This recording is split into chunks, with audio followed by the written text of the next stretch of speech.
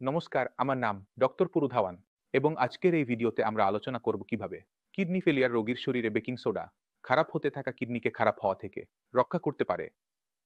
শুনতে একটু অবাক করার মতো লাগতে পারে। বেকিং সোডা তো আমরা খাবারে ব্যবহার করি, আমাদের ঘরে ঘরে থাকে। কিডনি যখন কাজ কম করছে, কিডনি ফেল হচ্ছে, তখন আমাদের শরীরে কি কি হচ্ছে সেটা বুঝতে পারলে কিডনি খারাপ হওয়া থেকে কিভাবে রক্ষা করবে তা বুঝতে পারবে। তাহলে বেকিং সোডা কিভাবে আপনার সাহায্য করে সেটাও আপনি সবাই বুঝতে পারবেন। তাহলে আমাদের শুরু করতে হবে কিডনির ফাংশন থেকে। কিডনি আমাদের জন্য কি করে? তাহলে আমরা সবাই জানি যে কিডনি ইউরিন তৈরি করে। ইউরিন তৈরি করে তাহলে আমাদের শরীরে যত বর্জ্য পদার্থ আছে, সেটা কীট হোক, ইউরিয়া হোক, পানি হোক বা অতিরিক্ত লবণ হোক, সেগুলো শরীর থেকে বের করার কাজ আমাদের কিডনি করে। কিন্তু আমাদের শরীরে আরেকটি কাজ করে, সেটা হলো অ্যাসিড বের করা। এখন প্রশ্ন ওঠে, অ্যাসিড আমাদের শরীরে এল কোথা থেকে? তাহলে যখন আমরা খাবার খাই, হজম হয়, তখন আমাদের শরীরে একটু একটু করে অ্যাসিড তৈরি হয়। এই কারণেই যখন আমরা প্রস্রাব করি, তখন আমাদের প্রস্রাবও অ্যাসিডিক হয়। আমরা তো এমন কিছু খাইনি, কিন্তু আমাদের প্রস্রাব অ্যাসিডিক হচ্ছে। সেটা একটু অ্যাসিডিক হয়, খুব বেশি অ্যাসিডিক হয় না। যেটা বের হচ্ছে প্রতিদিন ৩-৪ বার ৫ বার প্রস্রাব করার সময়, সেটা আমাদের শরীরের অ্যাসিডকে নিয়ন্ত্রণ করছে। এবং সব রোগীর মধ্যে আরেকটি জিনিস ঘটছে, সেটা হলো অ্যাসিডের জমা হওয়া। এখন যদি আপনার কিডনি লেভেল ৩-৪ এর নিচে থাকে, তাহলে এটা আপনার কিডনিকে ক্ষতি করছে না। যদি আপনার শরীরে কিডনি লেভেল ৩ এবং ৪ কে অতিক্রম করে যায়, তাহলে পুরোপুরি সম্ভাবনা আছে যে শরীরে যে অ্যাসিড জমা হচ্ছে, এখন আপনার কিডনিকে আরো দ্রুত ক্ষতি করবে। এবং যদি আপনার কিডনি লেভেল প্রতি মাসে বাড়তে থাকে, আপনার পরের মাসেই ৫ হয়ে যায়, ৬ হচ্ছে, তারপর ৭-৮ হচ্ছে, সবচেয়ে বড় কারণ দেখা যায়, সেটা আমরা দেখতে পাই, সেটা হলো মেটাবলিক অ্যাসিড, অর্থাৎ শরীরের ভিতরে অ্যাসিডের জমা হওয়া। কিডনি অ্যাসিডকে বাইরে বের করতে পারছে না।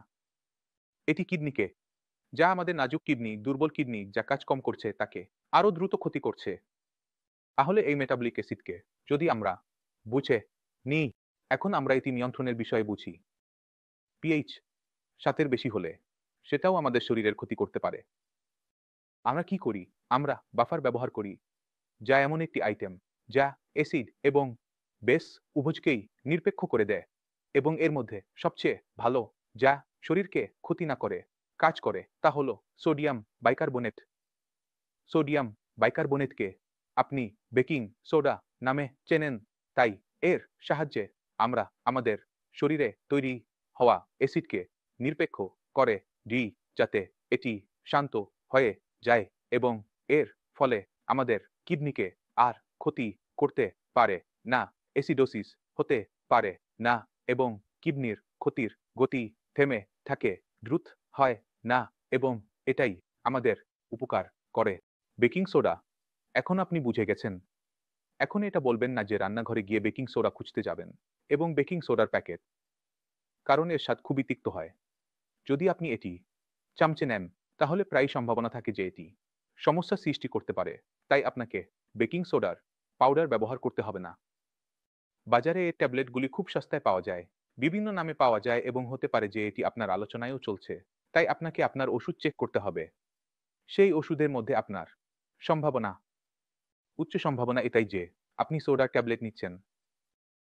আপনাকে শুধু এটুকু করতে হবে যে যখনই আপনি কিডনি ফাংশন টেস্ট করাতে যাবেন, তখন যখন আপনার কিডনি ফাংশন টেস্টে পেকিটিন পরীক্ষা করা হচ্ছে, তখন আপনার রক্তে কতটা অ্যাসিড জমা হয়েছে তা পরীক্ষা করান এবং সেই পরীক্ষার নাম হয় সিরাম।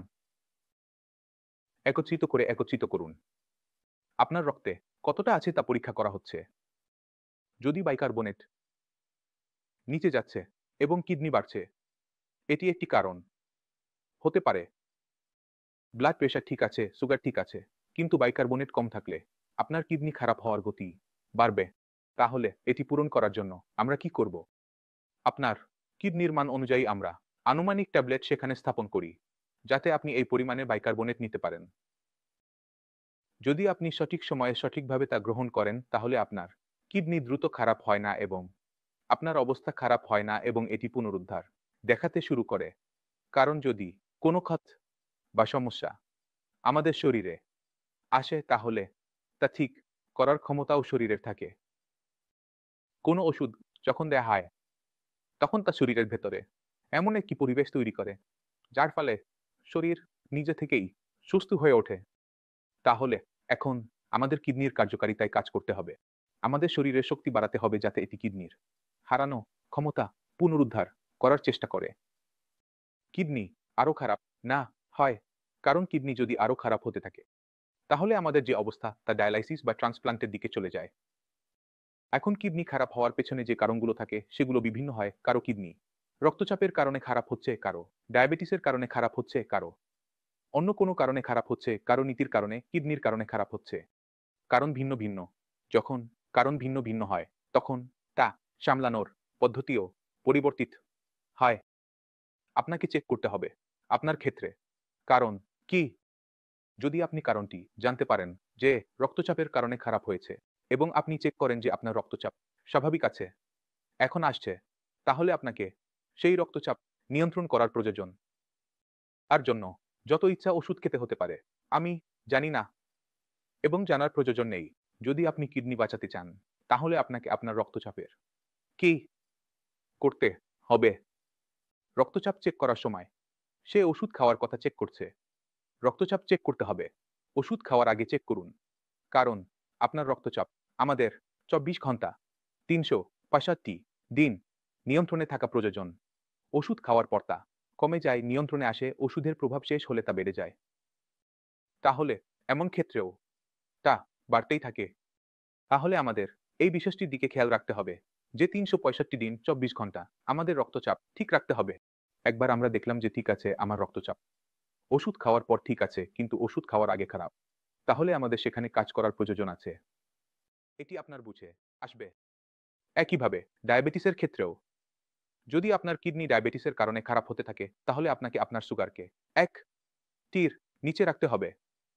তার জন্য আপনাকে ইনসুলিন ব্যবহার করতে হোক বা আপনাকে অতিরিক্ত ২ টি ওষুধ যোগ করতে হোক, কিন্তু আপনাকে যেকোনো মূল্যে ডায়াবেটিস নিয়ন্ত্রণে রাখতে হবে। তাহলে বলতে চাওয়ার অর্থ হলো যে আপনাকে শুধু ওষুধ খেতে হবে না, বরং আপনাকে আপনার অবস্থাকে বুঝতে হবে, শরীরকে বুঝতে হবে। যখন আপনি শরীরকে বুঝতে পারেন, অবস্থাকে বুঝতে পারেন, তখন চিকিৎসা প্রয়োগ করা এবং চিকিৎসার যে মূল্য আছে তা আপনি বুঝতে শুরু করেন এবং আপনি আপনার ওষুধ, আপনার চিকিৎসা সঠিকভাবে পরিচালনা করতে পারেন। আশা করি এই ভিডিওটি বেকিং সোডা সম্পর্কে আপনি বুঝতে পেরেছেন, কেন আপনাকে বেকিং সোডা ট্যাবলেট দেওয়া হয়, কেন এর উপর এত জোর দেওয়া হয় এবং এটি কিভাবে আপনার সাহায্য করে। তবুও যদি মনে কোনো সন্দেহ থাকে, কিছু জিজ্ঞাসা করতে চান, বেশিরভাগ ক্ষেত্রে কম হয়। যাওয়ার আগে আমি চাই আপনি কিছু কিডনি ফেল রোগীর সাথে অবশ্যই দেখা করে যান।